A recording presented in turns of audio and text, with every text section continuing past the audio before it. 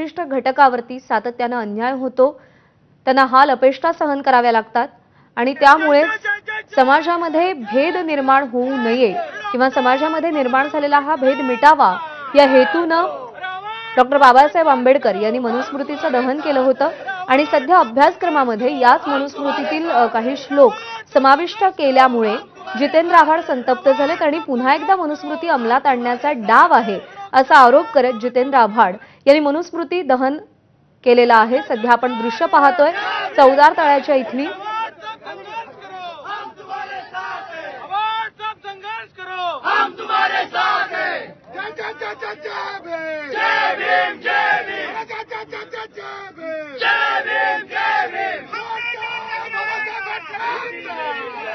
अशा पद्धतीने मनुस्मृती अभ्यासात समाविष्ट केल्यामुळे पुन्हा एकदा समाजामध्ये भेदाभेद निर्माण होईल, समाजातली दरी वाढत जाईल असं जितेंद्र आव्हाड यांचं म्हणणं आहे आणि त्यामुळे त्यांनी मनुस्मृती दहन करण्याचं ठरवलेलं आहे। सध्या चौदार तळ्याचे इथली दृश्य आपण पाहतोय।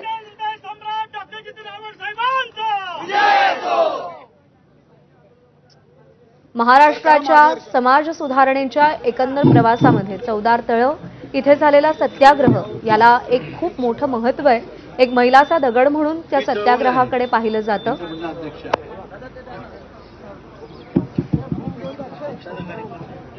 प्रमोद काढा साहेब काढा।